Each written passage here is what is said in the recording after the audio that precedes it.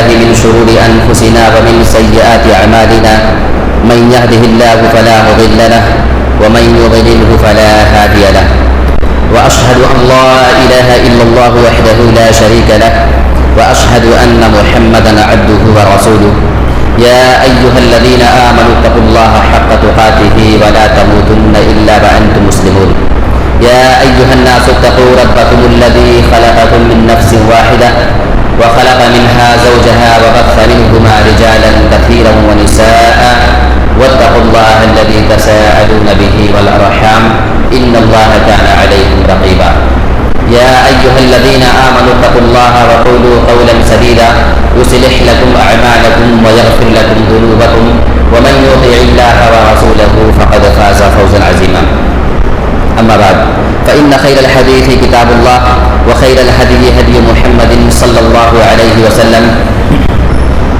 وشر الأمور محدثاتها وكل محدثة بدعة وكل بدعة ضلالة وكل ضلالة في النار أعوذ بالله من الشيطان الرجيم بسم الله الرحمن الرحيم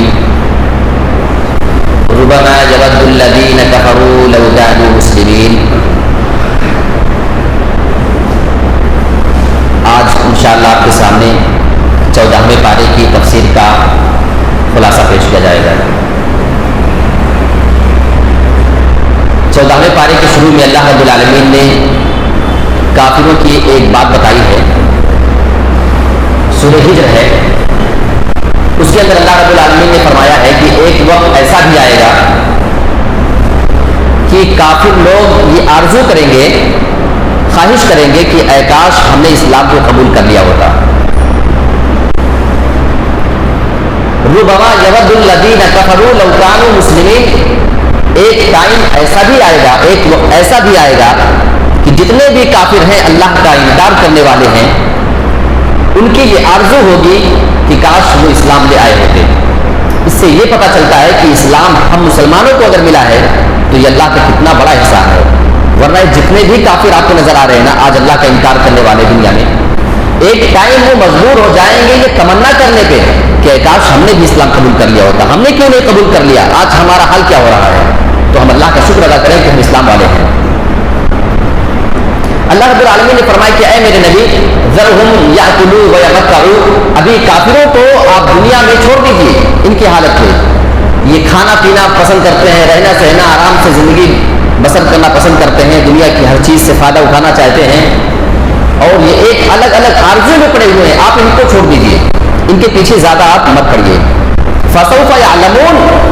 ہاں ایک ٹائم آئے گا کہ ان کو خود معلوم چل جائے گا کہ ان کی آرزو کس کام کی تھی, ان کی خواہش, ان کی تمنا کس کام کی تھی.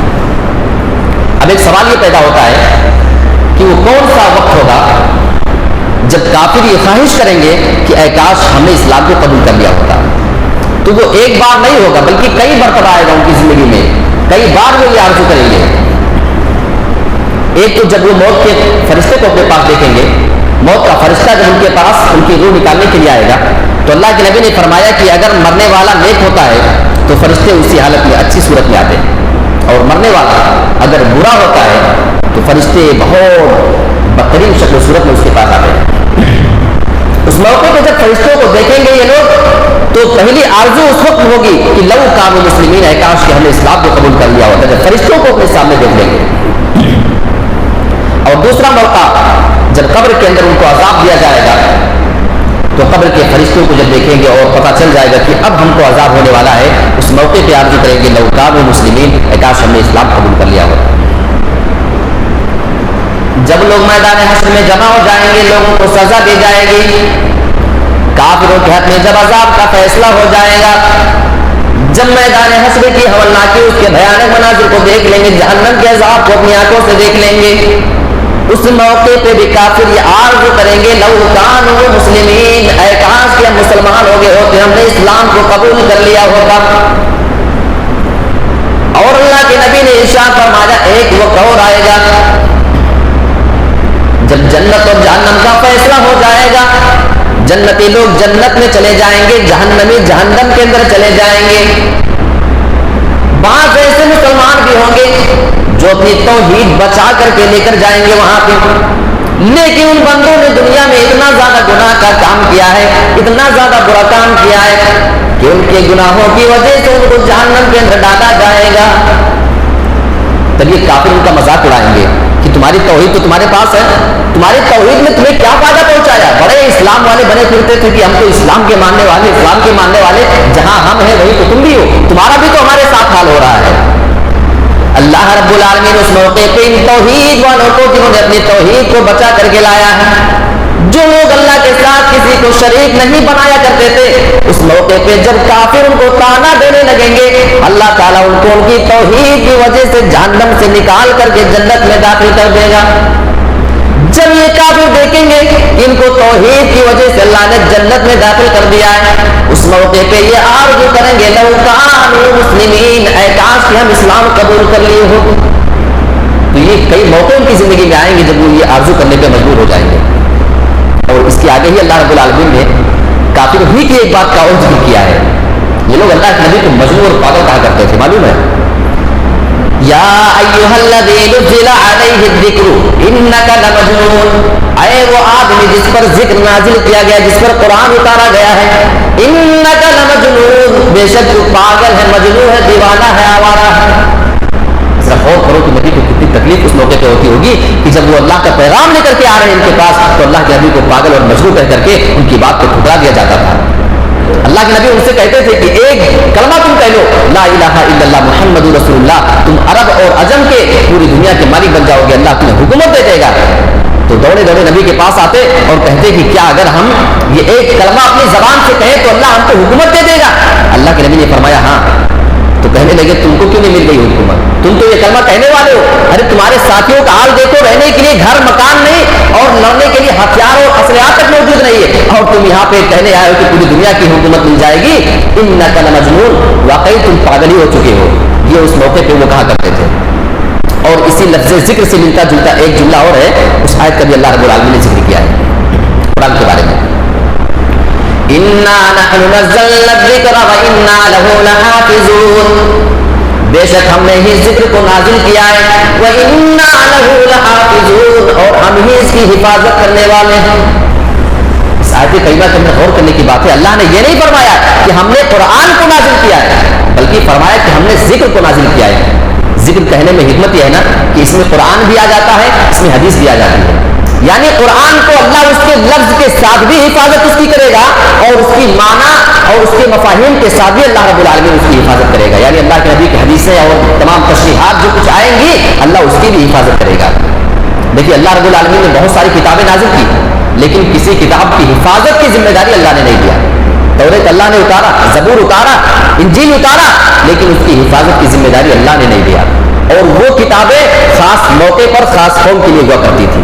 اور قرآن کی عظمت یہ ہے کہ قرآن رہتی دنیا تک کے لیے سارے انسانوں کے لیے یہ اتارا گیا ہے۔ اللہ نے فرمایا کہ ہم اس کی حفاظت کریں گے۔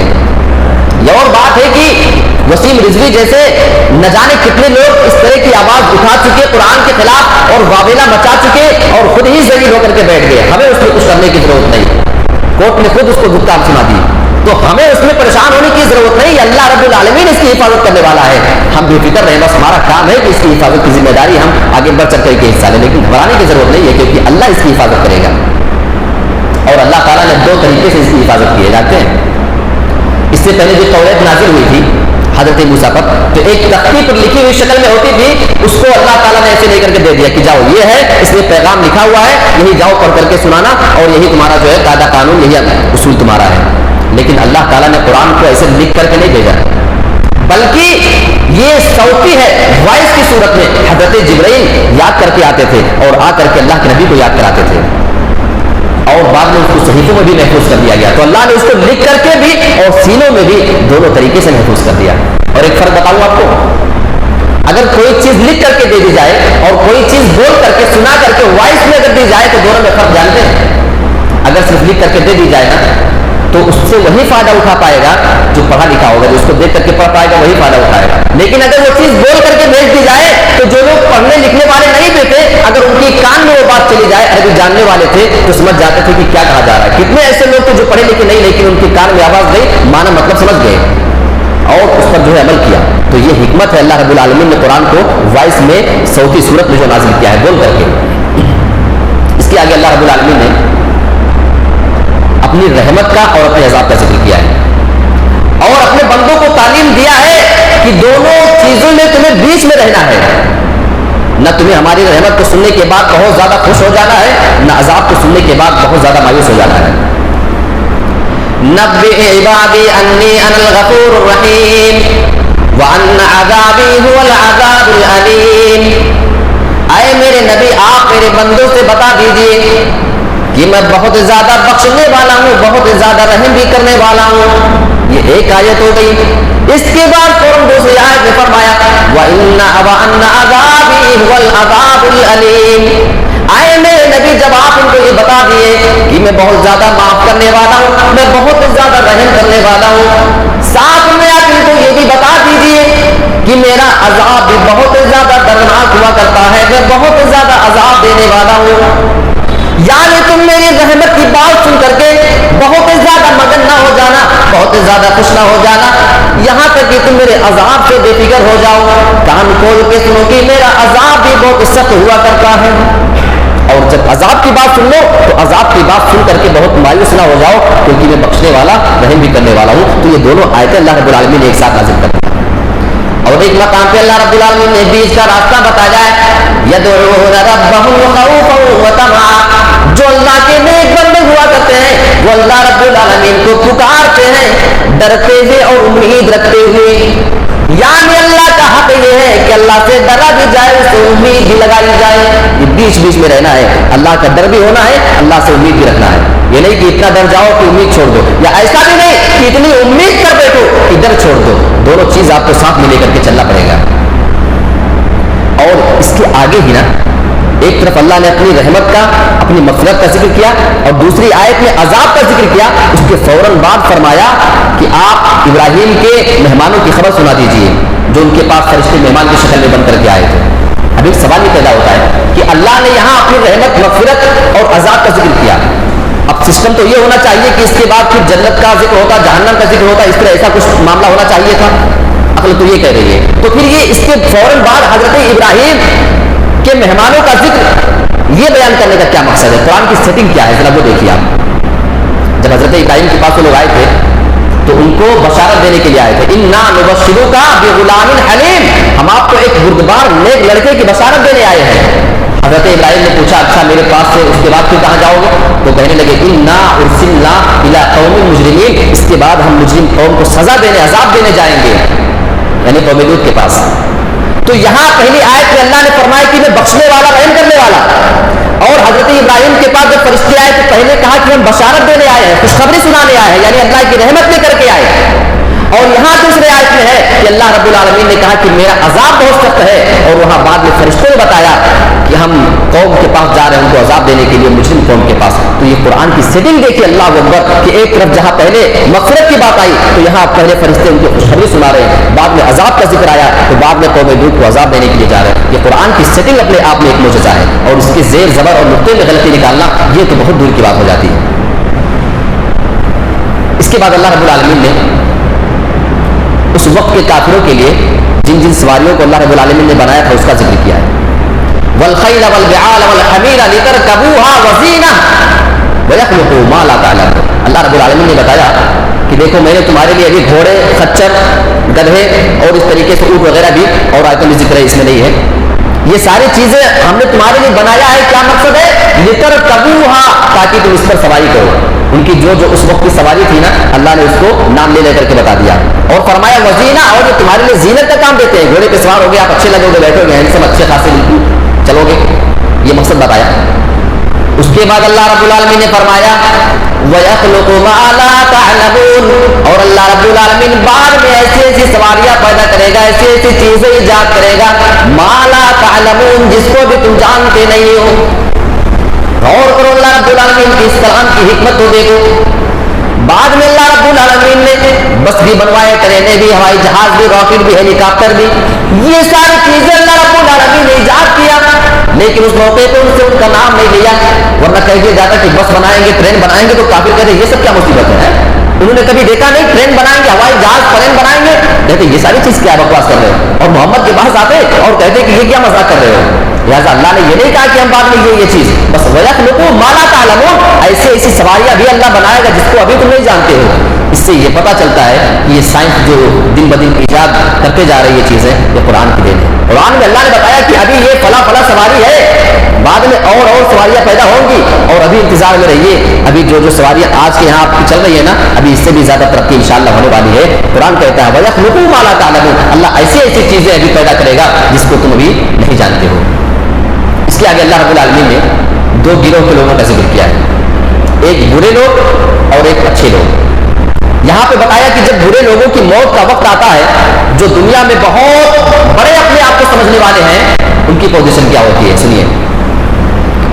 الذین تتوفاہم الملائکۃ ظالمی انفسہم فالقوا السلم ما کنا نعمل من سوء. جب فرشتے کافروں کے پاس آتے ہیں جو اپنے نفسوں پہ ظلم کرنے والے, دنیا میں بہت زیادہ غلطیاں کرنے والے برے لوگوں کے پاس فرشتے جب آتے ہیں, جب ان کو موت دینے کے لیے ان کے پاس آتے ہیں, فرشتوں کو اپنی نظروں کے سامنے دیکھ لیتے ہیں. فَأَلْقَوْا السَّلَمَ, تو وہ ہتھیار ڈال دیا کرتے ہیں. یعنی جس طریقے سے اگر دو مخالف لوگ آپس میں بھڑتے ہیں, فوج دونوں آپس میں بھڑ جاتی ہے, اس میں جو کمزور فوج پڑتی ہے وہ وہاں پہ اپنا ہتھیار ڈال دیتی ہے. جب یہ فرشتوں کو اپنے سامنے پائیں گے, اپنے سامنے ان کو نظر آ جائیں گے فرشتے, تو اپنے ہتھیار ڈال دیں گے اور ان کی زبان سے یہ جملہ نکلنے لگے گا ما کنا نعمل من سوء, ہم تو دنیا میں کوئی بھی برائی کا کام نہیں کیا کرتے تھے. یہاں کتنا بھی اپنے آپ کو خرم خواہ بنے, کتنا بھی اپنے آپ کو بہت بڑا سمجھے, لیکن وہاں جب فرشتوں کو دیکھیں گے نا تو ہوا ٹائٹ ہو جائے گی, اور ہم نے تو کچھ نہیں کیا, ہم کچھ نہیں جانتے, فوراً الگ جائیں گے, اللہ ہم نے تو کوئی غلط کام نہیں کیا ہے. فرشتوں کو معلوم ہوگا, اور یہی معاملہ قیامت کے دن ہوگا جب اللہ رب العالمین ان کے بارے میں فیصلہ کر دے گا نا جہنم کے لیے, تو وہاں بھی یہ لوگ یہی جملہ کہیں گے واللہ ما کنا مشرکین, اللہ ہم نے تو کبھی شرک کیا ہی نہیں. انکار کر دیں گے. وہاں جب مصیبت آتی ہے انسان کے نا اور پکڑا جاتا ہے, تب یہی چیز اس کے سامنے آتی ہے کہ ہم نے تو کچھ نہیں کیا ہے. فرشتے جواب دے دیں گے فَادْخُلُوا أَبْوَابَ جَهَنَّمَ خَالِدِينَ فِيهَا فَلَبِئْسَ مَثْوَى الْمُتَكَبِّرِينَ. فرشتے ان کو جواب دیں گے آج معذرت کرنے سے تمہارا کوئی فائدہ نہیں ہونے والا ہے. ایسا کرو فَادْخُلُوا أَبْوَابَ جَهَنَّمَ خَالِدِينَ فِيهَا, تم جہنم کے اندر داخل ہو جاؤ, اور مصیبت یہ ہے خالدین فیہا کہ جہنم کے اندر ہمیشہ ہمیشہ کے لیے رہنا پڑے گا.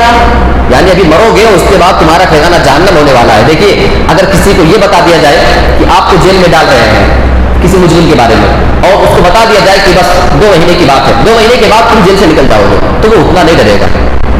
اور اگر کسی کو بتا دیا جائے جیل میں جا رہے ہو لیکن بہت آرام سے ایئر کنڈیشن جیل میں رہو گے, کوئی فکر نہیں, 2 مہینے کے بعد آ جاؤ گے, تو اسے اور فکر نہیں ہوگی. کسی کو بتا دیا جائے 2 مہینے کے لیے جا تو رہے ہو لیکن ٹارچر بہت کیا جائے گا, بہت زبردست پٹائی ہونے والی ہے, ایک سے ایک بڑھ کر کے سزا ملے گی, تب وہ ڈر جائے گا, جبکہ 2 مہینے کی بات.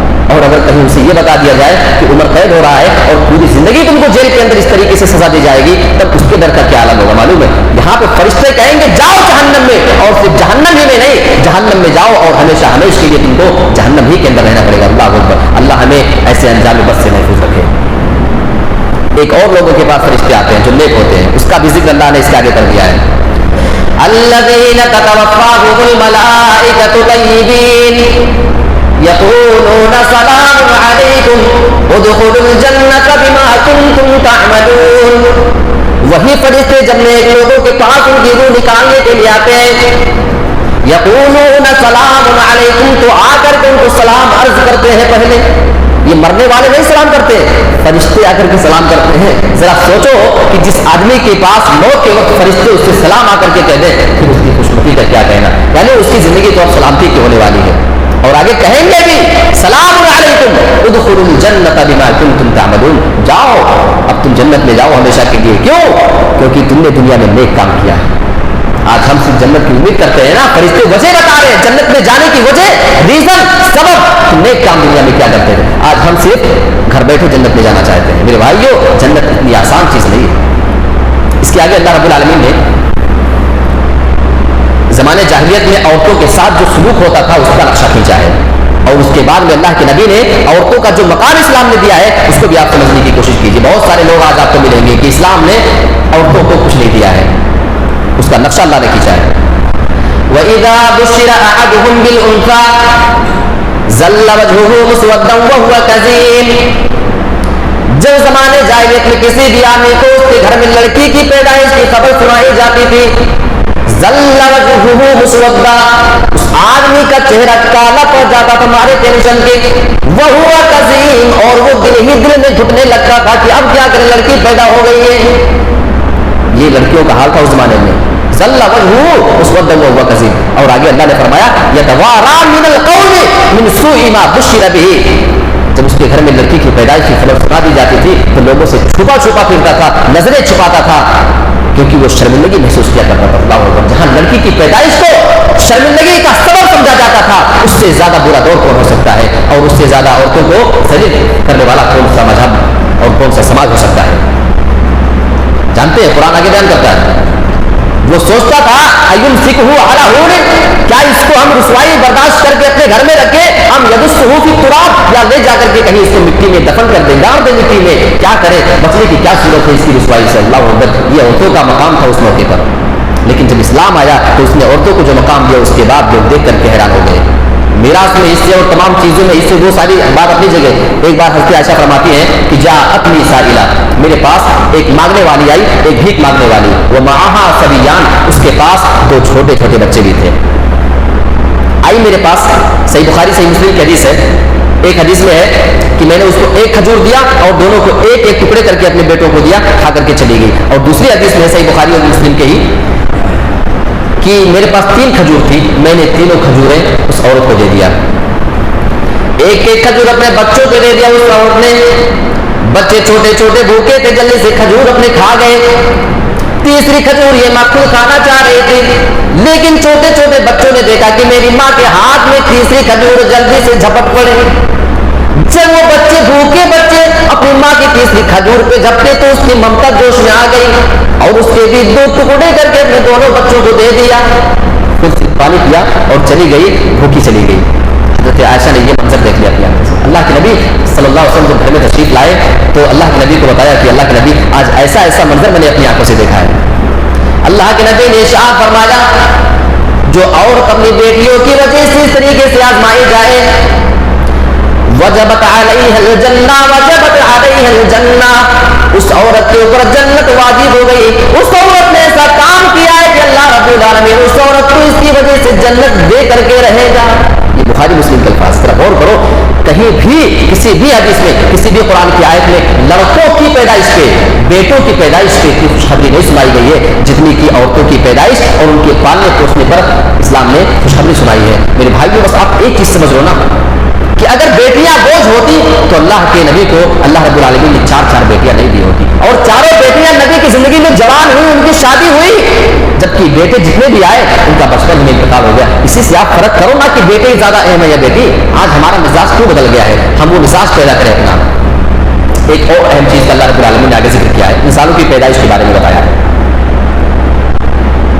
وَأَخْرَجَكُمُ اللَّهُ مِنْ بُطُونِ أُمَّهَاتِكُمْ مَا لَا تَعْلَمُونَ شَيْئًا وَجَعَلَ لَكُمُ السَّمْعَ وَالْأَبْصَارَ وَالْأَفْئِدَةَ. اے انسانو, اللہ رب العالمین نے تمہیں تمہاری ماؤں کے پیٹوں سے نکالا. لا تعلمون شیئا, جس وقت تم اپنی ماں کے پیٹ سے باہر آئے تھے اس وقت تمہیں کچھ بھی نہیں معلوم تھا, تم کچھ بھی نہیں جانتے تھے. آج بہت سے لوگ کیا کہتے ہیں کہ فلاں صاحب پیدا ہوئے اور پیٹ سے پیدا ہوتے ہی وہ 30 پارے کے پورے حافظ تھے. سنا کہ نہیں سنا ہے؟ ارے وہ 10 پارہ پیٹ سے پیدا ہوتے ہی یاد ہو گیا تھا. سوال کریں گے وہ کیسے, کہیں گے ان کی ماں قرآن بہت زیادہ پڑھا کرتی تھی, پیٹ ہی میں ان کو جو ہے وہ سن کر کے یاد ہو گیا تھا. اللہ فرما رہا ہے لا تعلمون شیئا, جس وقت ماں کے پیٹ سے باہر آتے ہو تم کچھ بھی نہیں جانتے ہو, ذرہ برابر بھی کچھ نہیں جانتے ہو. بتاؤ یہ عقیدہ قرآن کے خلاف ہے کہ نہیں ہے؟ ایسا عقیدہ رکھنے والا قرآن کی مخالفت کر رہا ہے کہ نہیں کر رہا ہے؟ ایسے لوگوں کو یہ باتیں بھی تو بتانے کی ضرورت ہے. اور اس کے آگے جو اللہ نے بتایا, اللہ وَجَعَلَ لَكُمُ السَّمْعَ وَالْأَبْصَارَ وَالْأَفْئِدَةَ. ہاں, جب تم ماں کے پیٹ سے پیدا ہوئے کچھ نہیں جانتے تھے, لیکن اللہ رب العالمین نے تمہارے کان بنائے, تمہاری آنکھیں بنائی, تمہارے دل بنائے ہیں. یعنی تم کان سے سن کر کے جانکاری حاصل کرنا، آنکھوں سے دیکھ کر کے سیکھنا، اور تیسرے نمبر پہ والافئدہ، جب کان سے سن لینا اور آنکھ سے دیکھ لینا تو اب دل سے فیصلہ کر لینا کہ کون سی بات صحیح ہے اور کون سی بات غلط ہے، کون سا راستہ صحیح ہے اور کون سا راستہ غلط ہے۔ یہ قرآن کا طریقہ تو دیکھو۔ اور بتاؤ، اللہ رب العالمین نے قرآن مجید میں جس ترتیب سے ذکر کیا ہے نا، پہلے کان کا ذکر کیا، کان بنایا، پھر بتایا کہ آنکھ، پھر بتایا کہ دل۔ آپ پتہ کرو، جب ایک بچہ پیٹ میں پل رہا ہوتا ہے تو سب سے پہلے ان تینوں چیزوں میں سے اس کے کان بنتے ہیں، اس کے بعد آنکھیں بنتی ہیں، اس کے بعد دل بنتا ہے۔ اللہ اکبر، قربان جائیے قرآن کی اس سیٹنگ پر اور قرآن کی اس معجزے پر۔ آپ پتہ کریے، پہلے کان، پھر آنکھ، پھر دل، ان تینوں میں سے سب سے پہلے یہی ترتیب آیا کرتی ہے، اور اللہ نے اسی ترتیب سے قرآن مجید کے اندر اس کا ذکر بھی کیا ہے۔ اور آگے اللہ رب العالمین نے اتنی اہم آیت کا ذکر کیا ہے کہ اس آیت کے بارے میں آپ کو بتا رہا ہوں۔ حضرت عمر بن عبد العزیز رحمۃ اللہ علیہ نے اس آیت کے بارے میں تبصرہ کیا تھا ایک بار، کہ اگر قرآن مجید میں اللہ رب العالمین نے صرف یہی آیت نازل کر دیا ہوتا، اس کے علاوہ اگر قرآن نازل ہی نہیں کرتا تو یہ قرآن ہماری ہدایت کے لیے کافی ہوتا۔ ذرا سوچو کہ یہ کون سی آیت ہوگی۔ ان اللہ یأمر بالعدل والاحسان وایتاء ذی القربى وینہی عن الفحشاء والمنکر والبغی، یہی وہ آیت ہے۔ بے شک اللہ رب العالمین تمہیں حکم دیتا ہے، عدل و انصاف کرنے کا حکم دیتا ہے، اور تمہیں احسان کرنے کا حکم دیتا ہے، قریبی رشتہ داروں کی دیکھ ریکھ کا حکم دیتا ہے۔ یہ تین چیز کرنے کے لیے کہا ہے، اب تین چیز سے روک رہا ہے۔ وَيَنْهَا عَنِ الْفَحْشَاءِ وَالْمُنْكَرِ وَالْبَغْيِ، وہ تمہیں فحش کاموں سے روکتا ہے، غلط کاموں سے روکتا ہے، بے حیائی کے کاموں سے روکتا ہے، برائیوں سے روکتا ہے، جو منکر کام سماج میں پائے جاتے ہیں اس سے بھی روکتا ہے، وَالْبَغْيِ، اور تمہیں حد سے زیادہ بڑھ جانے سے، تمہیں ظلم و زیادتی سے روکتا ہے۔ حضرت عثمان بن مسعود رضی اللہ تعالیٰ عنہ فرمایا کرتے تھے، یہی وہ قرآن کی آیت ہے جس کو سننے کے بعد جب میرے کان میں قرآن کے الفاظ آئے تو اسی کو سن کر کے میں اسلام قبول کر لیا تھا۔ کتنی بہترین تعلیم تو صرف اللہ رب العالمین ہی دے سکتا ہے، اس کا کلام ہی دے سکتا ہے۔ ایک ہوتا ہے عدل اور ایک ہوتا ہے احسان۔ عدل یہ ہو گیا کہ آپ کے پاس کوئی مزدور کام کیا، آپ نے 200 روپیہ اس کی مزدوری تھی آپ نے دے دیا، یہ ہو گیا عدل، آپ نے انصاف کر دیا اس کے ساتھ۔ احسان یہ ہے کہ کوئی مزدور آیا بخار سے کانپ رہا ہے، آپ کے پاس 200 روپے کا کام کیا، آپ کو جو ہے رحم آ گیا اس کے اوپر، آپ نے 500 کی نوٹ نکالی، آپ نے دے دیا، یہ ہے احسان۔ فرق سمجھ رہے ہیں؟ اللہ نے بتایا کہ عدل کرو، انصاف کرو، ساتھ ہی ساتھ تو احسان بھی کر دیا کرو۔ سر غور کرو، اگر کسی سماج میں، کسی معاشرے میں صرف انصاف کو لاگو کر دیا جائے، صرف عدل قائم کر دیا جائے تو اس سماج کے بہتری کے لیے اور اس کی بھلائی کے لیے عدل ہی کافی ہو جائے گا، کہ وہ سماج کبھی غلط نہیں ہو سکتا۔ لیکن اللہ نے فرمایا کہ ایک اسٹیپ اور رہو، اگر ہو سکے تو کسی کے ساتھ احسان کر دیا کرو۔ قربان جاؤ اللہ رب العالمین کے اس پیغام پر، والاحسان۔ اور ایسا نہیں کہ دوسرے کے ساتھ بھلائی کرتے پھرو اور اپنے قریبی رشتہ دار چھوڑ جائے، وَإِيتَاءِ ذِي الْقُرْبَى، قریبی رشتہ داروں کی بھی تم دیکھ ریکھ کر لیا کرو۔ اور تین غلط کاموں سے اللہ رب العالمین نے منع فرمایا اس کے اندر۔ ایک اور آیت ہے 14ویں پارے کی بالکل آخری صفحے پہ آپ کو یاد ملے گی، اس میں ایک زبردست بات بتائی جا رہی ہے دعوت و تبلیغ کے متعلق۔ ادع الى سبیل ربک بالحکمۃ والموعظۃ الحسنہ وجادلهم بالتي هي احسن۔ اس میں داعیوں کے لیے، جو لوگ اللہ کا پیغام پہنچانے والے ان کے لیے بہت بڑا پیغام دیا جا رہا ہے۔ ادع الى سبیل ربک بالحکمہ، تم جب اللہ کے راستے کی طرف کسی کو بلاؤ تو حکمت سے کام لیا کرو، دیکھ لیا کرو سامنے کون ہے۔ سامنے اگر جاہل قسم کا آدمی ہے تو اس کو اسی حساب سے بات کرو، انگریزی کا لیکچر اس کے سامنے مت جھاڑو، عربی اس کے سامنے مت دکھاؤ، یہ تو کیا سمجھے گا وہ۔ اور دیکھ لو کہ وہ کس کیٹیگری کا ہے، کس مزاج کا آدمی ہے، اس کے حساب سے اس کے مزاج سے بات کیا کرو۔ بالحکمہ والموعظۃ الحسنہ، اور بہترین نصیحت کرو۔ دیکھیے جب حکمت کی بات کی نا تو حکمت میں بہترین کا لفظ نہیں استعمال کیا، صرف حکمت سے بات کرو گے تو حکمت اچھی ہی ہوگی، لیکن جب نصیحت کرو تو نصیحت اچھی بھی ہو سکتی ہے، نصیحت بری بھی ہو سکتی ہے۔ بہت سے لوگ اپنے بیٹوں کو نصیحت کرتے ہیں کہ میرے بیٹوں میں مر رہا ہوں، لیکن دیکھو یہ کھیت مت چھوڑنا، یہ زمین مت چھوڑنا، یہ فلاٹ، اور اس سے مقدمہ لڑتے رہنا، تو نصیحت ہی تو ہے۔ نصیحت اچھی بھی ہو سکتی ہے، نصیحت بری بھی ہو سکتی ہے، لہٰذا اللہ نے فرمایا والموعظۃ الحسنہ، جب کسی کو بلاؤ تو بہت اچھے انداز میں اچھی نصیحت کر کے اس میں غلط چیز کا شائبہ تک نہیں آنا چاہیے۔ اور جانتے ہیں ایک نکتہ، وجادلہم باللتی ہی احسن، ہو سکتا ہے کبھی کیسے ایسے آدمی سے سابقہ پڑ جائے کہ وہ آدمی اب تمہاری بات کا کاٹ پیش کرنے لگے، وہ اس کے پاس تمہارے دلیل کا جواب ہو، اب وہ تم سے بحث کرنا شروع کر دے. جب بحث کرنا شروع کر دے اور بیچ میں جھگڑے جیسی بات آ جائے تو ایسے انداز میں بات کرنا کہ اس کو برا نہ لگے، اور قرآن کا پیغام، اسلام کا پیغام ایسے انداز میں پہنچانا. وجادلہم باللتی ہی احسن، جو سب سے بہترین طریقہ ہو سکے اس کو بات پہنچانے کے لیے. تو یہ قرآن جو چیزیں پیش کرتا ہے، ایک ایک چیز کی ترتیب اگر آپ دیکھیں، اس کی گہرائی تک جائیں تو ہمارا دل قبول کرنے کے مجبور ہو جاتا ہے کہ یہ کلام تو صرف رب کائنات کا ہو سکتا ہے. اللہ رب العالمین ہمیں ان ساری باتوں پر غور و فکر کرنے اور اس پر عمل پیرا ہونے کی پوری توفیق عطا فرمائے. آمین. وآخر دعوانا ان الحمد للہ رب العالمین. والسلام علیکم ورحمۃ